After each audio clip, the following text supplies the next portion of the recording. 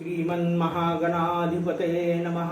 श्री सरस्वते नमः। श्री गुरुवे नमः। ब्रह्मानन्दं परमसुखदं केवलं ज्ञानमूर्तिं द्वन्द्वातीतं गगनसदृशं तत्त्वमस्यादिलक्ष्यम् एकं नित्यं विमलमचलं सर्वदी साक्षिभूतं भावातीतं त्रिगुणरहितं सद्गुरुं तं नमामि। या कुन्देन्दुतुषारहार्धवला या शुभ्रवस्त्रामृता या वीणावरदण्डमण्डितकरा या श्वेतपद्मासना या ब्रह्मादिशङ्कर प्रभूती दैवै सदा वन्दिता सा मां पातु सरस्वती भगवती निशेषजाड्यापहा। गुरुर्ब्रह्मा गुरुर्विष्णु गुरुर्देवो महेश्वरा गुरु साक्षात् परब्रह्म तस्मै श्री गुरुवे नमः। अवधूत चिंतन श्री गुरुदेव दत्त दिगंबरा दिगंबरा श्रीपाद वल्लभ दिगंबरा। उद्या गुरुचरित्राचा पारायणाचा पहिला दिवस आहे। दत्त जयंती 14 डिसेंबरला असल्यामुळे दत्ताचं पारायण करण्यासाठी 8 डिसेंबर पासून पारायणाचा सप्ताह चालू करायचा आहे। तर श्री गुरुचरित्र हा 5वा वेद मानला जातो। श्री गुरुचरित्र हा साधा ग्रंथ नसून दैवी शक्तीने भरलेला सिद्ध मंत्र रूप महाप्रसादिक आणि वरद ग्रंथ आहे। खूप लोकांच्या मनामध्ये गुरुचरित्राबद्दल भीती असते, म्हणून ती भीती जाण्यासाठी आज आपण गुरुचरित्राचं पारायण कसं करायचं या संबंधीची चर्चा करणार आहे। गुरुचरित्र ग्रंथामध्ये एकूण 53 अध्याय असून त्याच्यामध्ये ज्ञानकांड, कर्मकांड आणि भक्तिकांड या 3 विभागामध्ये विभागलेलं आहे। तर गुरुचरित्र केव्हा वाचायचं? अंतकरणास्था पवित्र सदा काळ वाचावे गुरुचरित्र। आता पारायण आपण ज्या दिवशी करतो तर त्या दिवशी कोणकोणत्या दिवशी किती किती अध्याय वाचायचे हे गुरुचरित्राच्या अवतारणिकेमध्ये सांगितलेले आहे। पूर्वोत्तर मुख करुणी वाचनी आरंभ करावा। सप्तसंख्या अध्याय प्रथम दिनी 18 द्वितीय दिनी। चतुर्थ दिवशी 34 अष्टविंशती तृतीय दिनी। 27 पर्यंत वाचावे 5वे दिनी। 43 वरी 6वे दिनी। सप्तमी 51 52 वाचोनी अवतरणिका वाचावी। हे गुरुचरित्राचे 7 दिवसाचे 7 अध्याय कोणकोणत्या दिवशी किती किती अध्याय वाचायचे हे गुरुचरित्राच्या अवतरणिकेमध्ये सांगितलेले आहे। मग आता श्री गुरुचरित्राचे सप्ताहाचे पारायणाचे नियम काय आहे? तर दत्त जयंतीच्या आधी सप्ताह करायचा असेल तर समाप्ती दत्त जयंतीच्या आदल्या दिवशी करावी। म्हणजे दत्त जयंतीच्या दिवशी फक्त दत्त जन्माचाच अध्याय 4था वाचावा। आणि सप्ताह काळामध्ये वाचन करण्यापूर्वी नित्य स्नान करून सोवळे नेसून कपाळात गंध लावून घरातील देवांची नित्य पूजा करावी। त्यानंतर चौरंगावर भगवान दत्तात्रयाची मूर्ती किंवा फोटो ठेवावा। कलशाची अष्टदलासह स्थापना करावी। एका कलशावर नवग्रहाची स्थापना करून मधात छोटीशी दत्ताची मूर्ती असेल तर पंचोपचारे पूजा करावी। समोर गणपतीची स्थापना करावी। विड्याचे 2 पान पैसा सुपारी ठेवून त्याची पूजा करावी। उजवीकडे शंखाची पूजा करावी आणि शंखाचं मुख जे आहे ते उत्तर दिशेला असावं। डाव्या बाजूला घंटीची स्थापना करावी आणि त्याची पूजा करावी। घरात गायीची प्रतिमा असेल किंवा मूर्ती असल्यास ती पूजेमध्ये ठेवावी। दुसरं, एका पाटावर लाल मद्रा टाकून त्यावर गुरुचरित्र ग्रंथांचं पूजन करावं। चौरंगावर डाव्या बाजूला तेलाचा अखंड दिवा लावावा। उजव्या बाजूला तुपाचा दिवा लावावा। पारायण पूर्ण होईपर्यंत तुपाचा दिवा ठेवावा।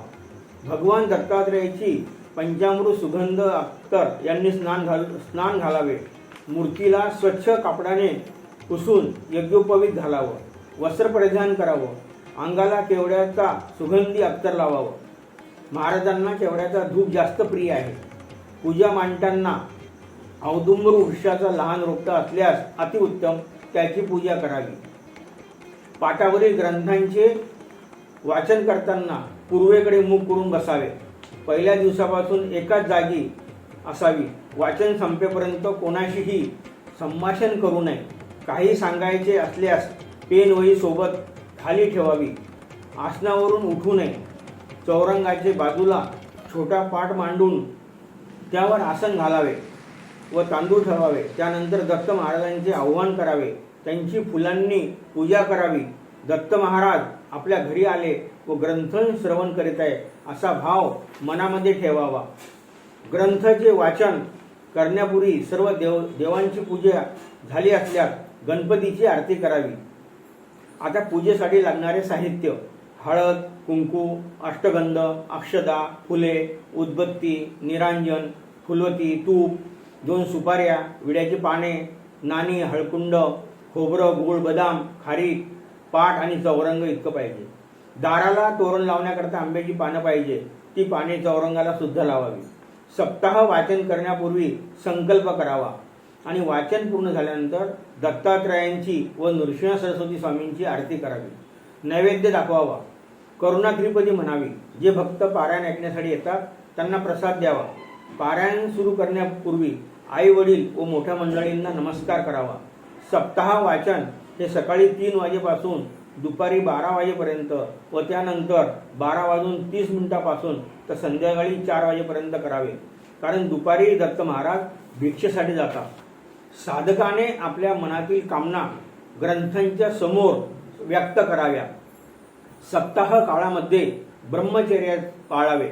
रात्री चटई किंवा पांढऱ्या घोंगडीवर झोपावे. गादीवर झोपू नये. पारायण काळामध्ये उपवास करावा. नाहीतर एक वेळ दूध, भात, गव्हाची पोळी, तूप, साखर यासारखे हविष्यान्नाचे भोजन करावे. पारायणाची सांगता होईपर्यंत पादत्राणे वापरू नये. पारायण काळामध्ये गाव, नगर किंवा शहराची सीमा ओलांडू नये. परंतु नोकरीनिमित्त किंवा काही कारणास्तव अत्यंत जरूर असल्यास संध्याकाळी परत यावे. दररोज रात्री झोपताना डाव्या कुशीवर झोपावे. म्हणजे उजवा कान हा वर येतो आणि या कानातून गुरुकडून संदेश येतात. दररोज पूजन पूर्ण होताच श्री गुरुचे उत्तरांग पूजन करावे. 7व्या दिवशी महानैवेद्यात शक्य झाल्यास घेवड्याच्या शेंगाची भाजीचा समावेश करावा. गुरुचरित्राचा ग्रंथ हा रेशमी वस्त्रामध्ये बांधून ठेवावा. वाचताना आपली थुंकी त्या पोथीवर पडणार नाही याची काळजी घ्यावी. पोथी वाचताना सर्वांना ऐकू जाईल अशी वाचावी. सप्ताह काळामध्ये आपल्या दारी आलेल्या याचकास विन्मुख परत जाऊ देऊ नये. कारण सप्ताह काळामध्ये सप्ता दत्तगुरु महाराज एखाद्या अनामिक रूपामध्ये येऊन दर्शन देण्याची शक्यता असते. वाचन चालू असताना शिंक, उस्की, ढेकर, जांभळी घडल्यास उजव्या हाताच्या अंगठ्याने उजव्या कानास स्पर्श करावा. वाचन चालू असताना शौचात जाऊन येणे भाग पडल्यास स्नान करून पुढील ग्रंथाचे वाचन करावे. सप्ताह वाचन करताना अगणित घटना घडल्यास पुढील वाचन दुसऱ्या व्यक्तीकडून वाचून घ्यावे. त्या ग्रंथाच्या पारायणामध्ये खंड पडू देऊ नये. दत्त महाराज असा प्रसंग येऊ देत नाही. साधकाने आपल्याजवळ पळी भांडे, आसन, जपमाळ, आपली पोथी स्वतंत्र ठेवावी. शक्यतो एकाच पोथीवर अनेकांनी सप्ताह पारायणाचं वाचन करू नये. सप्ताह पारायणाची जागा स्वच्छ धुवून घ्यावी. रंगरंगोटी केल्यास अतिउत्तम. परमहंस परिव्राजकाचार्य श्री टेंबे स्वामी महाराज यांनी सांगितले की स्त्रियांनी गुरुचरित्र हा ग्रंथ वाचू नये. आजकाल आपण पाहतो की स्त्रिया सुद्धा गुरुचरित्राचे वाचन करतात. गुरुचरित्रात काही ओव्या काढलेल्या आहेत, पण गुरुचरित्र स्वतः स्वामींनी लिहिलेले आहे. त्यांनी लिहिलेल्या ग्रंथातून त्यांची परवानगी शिवाय ओव्या काढून नवीन ग्रंथ तयार करणे हे चूक आहे. स्त्रियांसाठी परमहंस परिव्राजकाचार्य टेंबे स्वामी महाराजांनी 700 ओव्यांचं सप्तशती गुरुचरित्र लिहिलं आहे.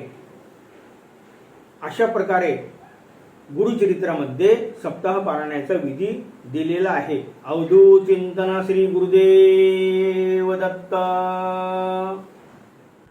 सदरचा व्हिडिओ आवडल्यास त्याला लाईक करा आणि चॅनलला सबस्क्राईब करा. म्हणजे पुढे येणारे नवीन व्हिडिओ आपल्याला त्वरित ऐकण्यास मिळतील.